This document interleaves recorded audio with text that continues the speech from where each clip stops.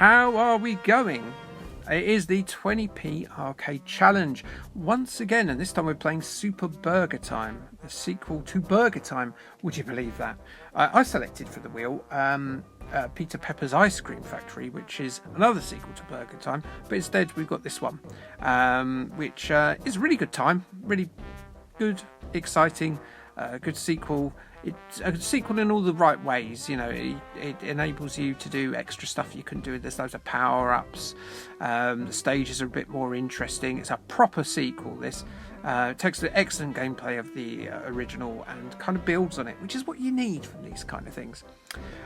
So the Retro Tech 20p challenge has died. This is the Super 20p challenge, but the rules are very similar. Basically, you can have as many practice goes as you want, but as soon as you press record, that is your run. But then you can put it up onto the Facebook group, and if you do that, just by doing that one thing, whether you've been terrible, whether you've been good, you'll be awarded points in the league table, but also you'll get to automatically choose a game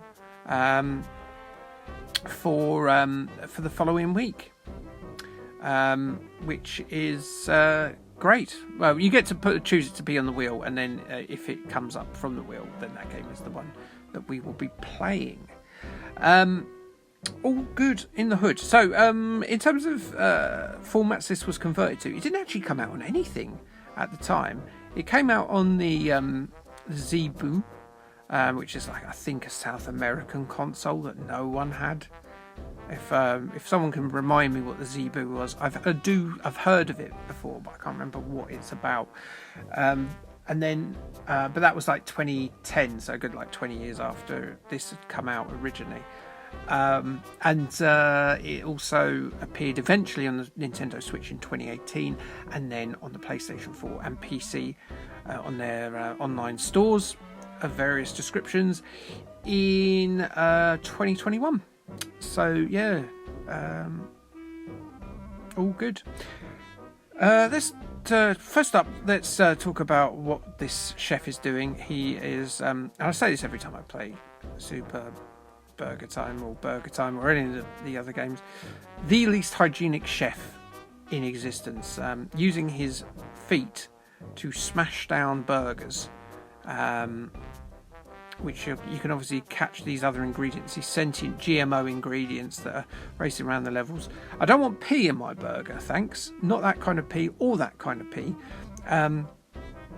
But yeah, someone has obviously decided to enliven the pod of peas there and make it strut around, causing us all kinds of mischief for very little gain, because they become ingredients if you crush them. But at the same time, who has peas in their damn burger? An idiot or someone with no taste buds whatsoever. So let's talk about the genital facts of the week, and let's talk about people and what they would eat before they indulged in a bit of the old nookety nook.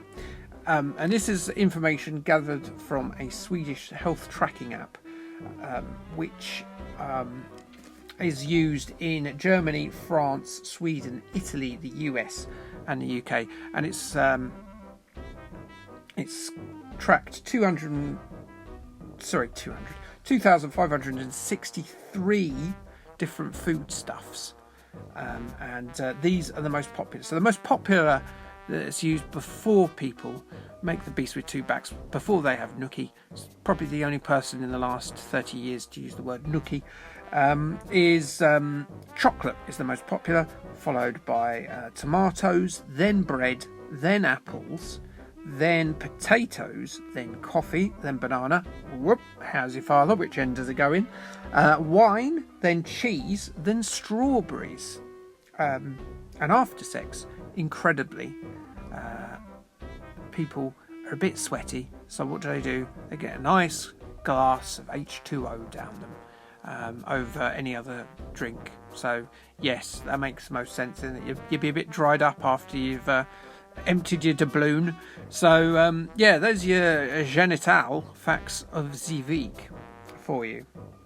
And I'm glad that I used the word nookie. What have I got coming up on the channel? this week? Well, because it's SummerSlam, not because Hulk Hogan died. We've got a wrestling game, and it's the other federation that was around in the late 80s and the early 90s.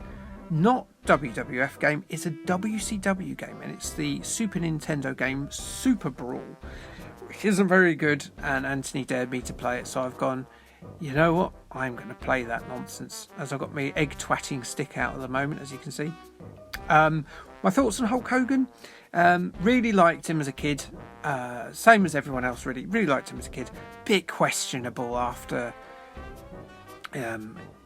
when we got a bit older. You kind of find out what he was like backstage, and kind of, he's just not a nice guy.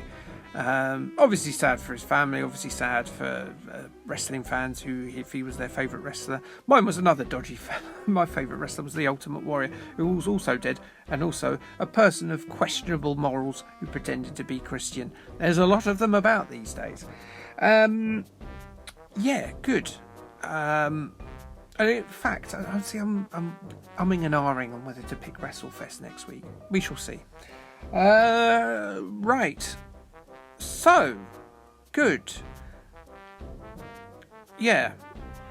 I've run out of stuff to say, haven't I? As I take on a hammer, and my first credit is now dead.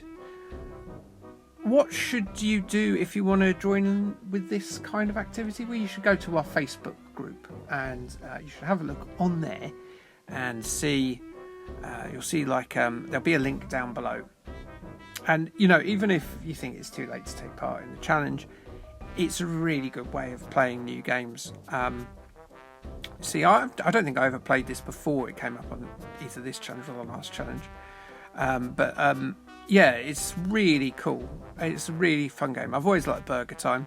There was a game based on the Snowman on the Spectrum that was really good, that was like this, as well as the Wimpy game. The Wimpy game was basically a clone of the first BurgerTime as well. So yeah, I've always been a big fan of this. Good pick, Anthony. Normally I would say I'm going to pick that ice cream one again, but I've had my fill now. I've eaten my burger, I don't want any ice cream. So yeah, I've got big things to think about for next week's game, but I guess I'll decide that on Monday. The other thing I could talk about is two things. England have just won the Women's Euro final, which is really exciting. I think they did very well. If the men's team played the same the last three games that the women's team did, I probably wouldn't be alive, because all three were nerve shedding. Every knockout game they played was absolutely nerve shedding stuff, but really excellent stuff from them. Much improved the penalties from the Sweden game as well. Well done. Definitely didn't deserve to win, but I'm glad they did. And the other thing I could talk about is Fantastic Four, which if you've got superhero fatigue, I don't blame you, but the month of July 2025 has seen two absolutely brilliant superhero movies. The Superman movie and the Fantastic Four movie are both incredible. Cannot recommend either of them highly enough. Some people will be going, you're overrating one or both of them, and they're probably right, but what I will say without a shadow of a doubt, that the Fantastic Four movie is the best Marvel movie since 2018, except maybe Guardians of the Galaxy 3. It's tight between those two. So yeah, if you've been experiencing superhero fatigue and you've taken some time off, I don't blame you.